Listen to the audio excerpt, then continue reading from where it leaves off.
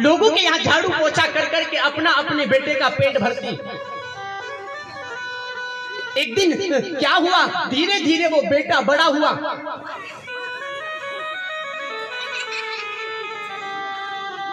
दुर्भाग्य से उस मां की एक आंख फूटी। किस कारण आगे आप समझेंगे। धीरे धीरे वो बेटा बड़ा हुआ। मां ने विचार किया मेरा बेटा पढ़ लिख करके अच्छा आदमी बनेगा, इसलिए मेरे बेटे को अच्छे स्कूल में पढ़ाऊं। तो किसी अच्छे वाले स्कूल में अपनी उस मां ने अपने बेटे का एडमिशन करवाया, जहां अच्छी पढ़ाई हो, पैसा लगे तो लग जाए, लेकिन मेरा बेटा अच्छा होनहार होना चाहिए। तो वो माँ किसी के यहाँ काम करने जाती, उससे पैसे ले आती और उसमें भी पूर्ति नहीं होती तो किसी के यहाँ रात में भी झाड़ू पोछा करती, किसी के यहाँ रात में काम करने के लिए जाती, किसी के यहाँ दिन में 24 घंटे अपने बेटे की परवाह। धीरे धीरे वो बेटा बड़ा हुआ। 5 साल 7 साल 10 साल का हुआ होगा और आज स्कूल में कोई फंक्शन, कोई प्रयोग रखा गया तो सभी से कहा कि सब अपने अपने माँ बाप को कल स्कूल लेकर के आएंगे। सभी ने कहा ठीक है। ये भैया अपनी माँ से कहता है माँ सुबह हमारे स्कूल में कोई प्रोग्राम रखा गया है, आपको चलना होगा। बोले बेटा ठीक है, मैं तेरे साथ चलूंगी। वो माँ अपने बेटी के साथ सवेरे स्कूल आई, हाथ पकड़ करके अपने बेटे के साथ में स्कूल आई। जैसे ही स्कूल में प्रवेश किया ना, तो जो उसके बालक के मित्र थे, उन मित्रों ने इसे देखा, दौड़ लगा करके इसके पास में आए और इसकी माँ को देखा तो एक आंख से माँ कानी है, अंधी है। इसे देख करके उसके मित्र हंसे, क्योंकि बेचारी पुराने घर में रहने वाली, टूटे फूटे घर में रहने वाली, फटे पुराने कपड़े पहनने वाली, एक आंख फूटी है। देख करके ये लोग हंसे ना, तो इसके मन में कुछ ग्लानि हुई कि मुझे मेरी माँ को देख करके ये मेरे मित्र मुझ पर हंस रहे हैं। स्कूल में गए और जो प्रोग्राम था वो पूरा हुआ। उसके मित्र बार बार उसकी माँ की ओर देख करके और उसकी ओर देख करके हंसते हैं। मन में विचार किया ये लोग मेरी माँ को देख करके मुझ पे हंसते हैं, अरे माँ आज के बाद तू कभी भी मेरे स्कूल में मत आना, तेरी वजह से मेरी हंसी होती है। माँ ने कहा बेटा कोई बात नहीं, अब नहीं आऊंगी। घर चले गए।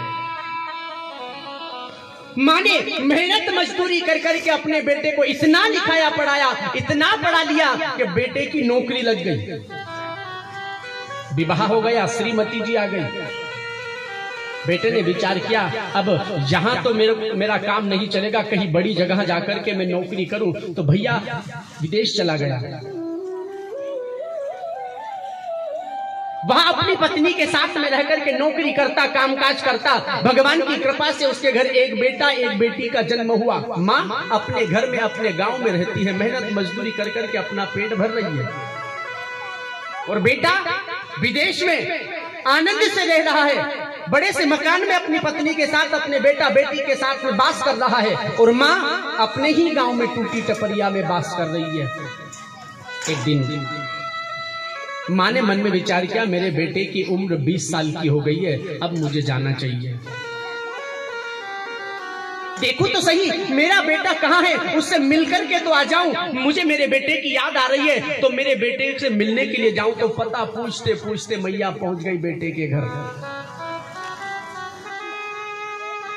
द्वार खटखटाया, भैया अपना कोई काम कर रहा था अपने कंप्यूटर पर, नन्हे नन्हे बेटा बेटी थे, दौड़ करके आए, दरवाजा खोला। अब दरवाजा जैसे ही खोला तो बूढ़ी अम्मा को देखा, फटे पुराने कपड़े, भिखारी इनका बेस बना हुआ है, एक आंख फूटी है। देखते ही वो दोनों चिल्लाने लगे, ना जाने कौन आ गया, ना जाने कौन आ गया, रोने लगे। बाबा ने जब आवाज सुनी उसके पिता ने कि ये क्या हुआ, क्यों रो रहे, दौड़ करके बाहर आया, देखा उसने, क्या हुआ, बोले बाबा कोई द्वार पर कोई भिखारी नहीं है, डरावने कपड़े। दौड़ करके बाहर आया, आकर के अपने द्वार पर अपनी माँ को देखा, तो माँ को देख करके प्रणाम तो ना किया, माँ का सम्मान तो ना किया। अरे माँ मैंने तुझे मना किया था कि तू मेरी जिंदगी में कभी मत आया कर, तेरे कारण मेरी हंसी होती है। वहां तो तूने मान लिया, लेकिन तेरे मन में अभी भी तसल्ली नहीं हुई, मेरा जीवन बर्बाद करने यहाँ भी आ गई। देख तुझे देख करके मेरे बेटा डर गए। माँ ने कहा बेटा गलती हो गई, अब कभी नहीं आऊंगी। ठीक है बेटा, मैं जा रही हूँ। बाहर से ही माँ को विदा कर दिया, पानी का तक नहीं पूछा। माँ चली गई। अपने बेटे का चेहरा निहारा, अपने बेटे के स्वरूप को देखा और माँ चली गई। अपने गांव पहुंची, साल 2 साल जीवित रही। अब माँ वृद्धावस्था थी, अंत समय आ गया, मरने का समय आ गया।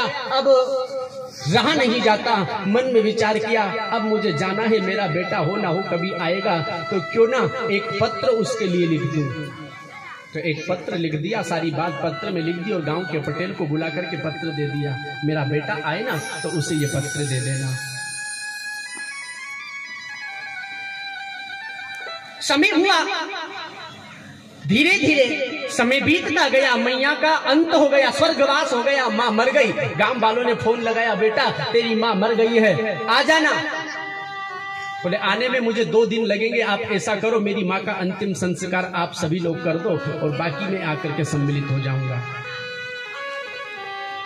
गांव वालों ने उसकी माँ का अंतिम संस्कार कर दिया और 2 दिन बाद जब भाई आया तो जो कार्य था वो उसने किया और पटेल बा ने कहा, बेटा तेरी माँ मरते वक्त एक पत्र मुझे दे करके गई थी।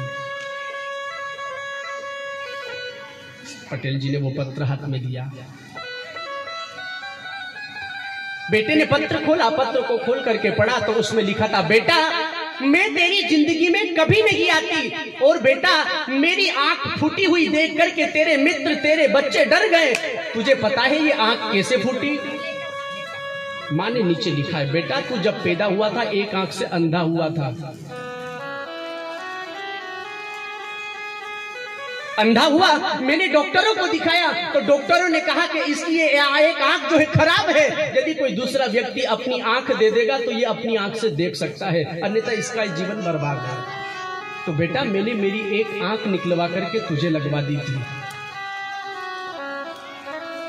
बेटे की आंखों से अश्रुओं की धार बहने लगी, मेरी माँ ने मेरे लिए इतना किया और मैंने उसकी इज्जत नहीं की। नीचे लिखा था, बेटा डॉक्टर ने कहा था कि 20 वर्ष तक ये आंख सही सलामत रहेगी, हो ना हो 20 साल में जाकर के ये आंख खत्म हो जाए तो इसको वापस दूसरी आंख की जरूरत लगेगी और 20 साल के बाद भी यदि खराब नहीं हुई तो पूरा जीवन खराब नहीं होगी। तो बेटा 20 वर्ष का तू हो गया था तो मैंने विचार किया देख तो आऊं मेरे बेटे की यदि दूसरी वो वाली आंख खराब हो गई होगी तो मैं मेरी दूसरी आंख भी मेरे बेटे को दे करके आ जाऊंगी, इसीलिए मैं तेरे पास आई थी। बेटे ने देखा मेरी माँ इतना जीवन अपना बर्बाद कर करके मेरे लिए खून पसीना बहा करके मेरी माँ ने मेरे लिए इतना बलिदान त्याग किया और मैंने मेरी माँ को प्रेम नहीं किया, मेरी माँ का सम्मान नहीं किया। आज वो बेटा रो रहा है। अब पछताने से क्या होता है जब चिड़िया चुग गई खेत। आज माँ चली गई, जब उसे एहसास हो रहा है माँ का, और जब तक माँ थी तब तक माँ का एहसास नहीं हुआ। और यही होता है साहब, जब तक माँ बाप है तब तक तो उनकी कद्र नहीं होती, जब तक माँ बाप है तब तक उनकी कद्र नहीं की जाती, और जब माँ बाप चले जाते ना तो फोटो टांग करके उनका सम्मान किया जाता है। जब माँ बाप चले जाते हैं ना तब माँ की कमी का, पिता की कमी का एहसास होता है, और जब तक माँ बाप रहते हैं ना तब तक एहसास नहीं होता उनकी कमी का, तब तक एहसास नहीं होता उनके एहसानों का, और जब माँ बाप चले जाते हैं तब माँ बाप की याद आती है। कहना चाहूंगा मेरे बहन भाइयों, कोई पितृ भागवत करवाने की जरूरत नहीं है। यदि तुमने जीते जी तुम्हारे माँ बाप की सच्ची सेवा कर ली तो उनका उद्धार तो वैसे ही हो जाएगा। मरने के बाद में तुम लाख दान कर लेना, मरने के बाद में लाख उपाय कर लेना, लेकिन फिर भी उनकी आत्मा दुखी ही रहेगी। जीते जी तो तूने पानी का एक गिलास नहीं पिलाया और मरने के बाद में बड़ा ढोंग कर रहा है।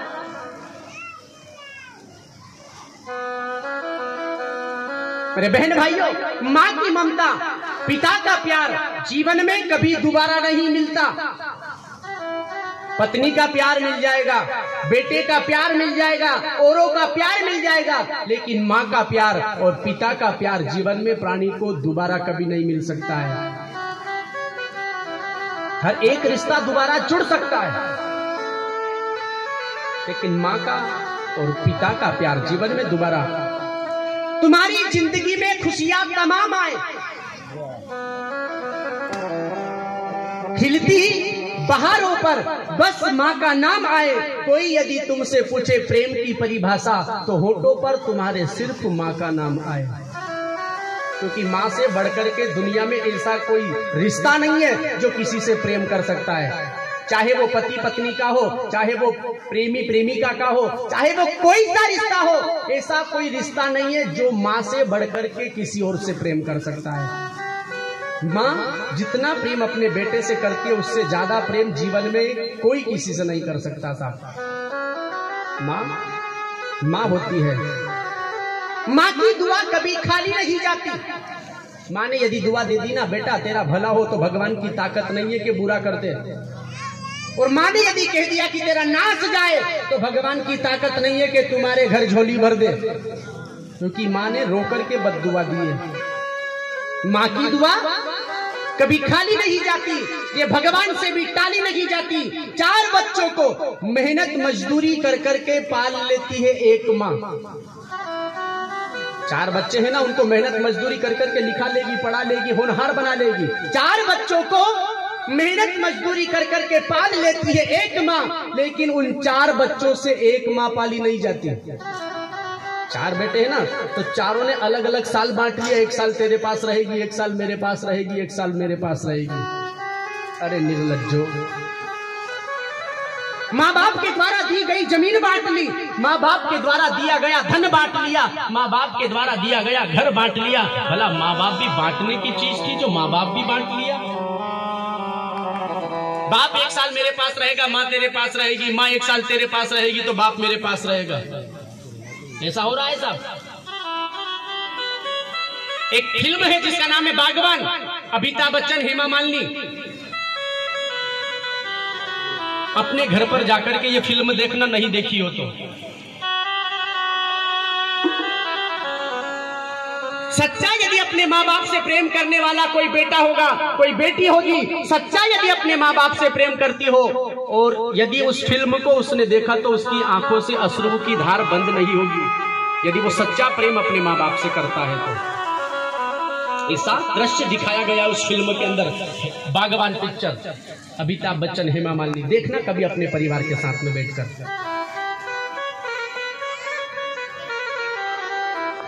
साहब समय कम।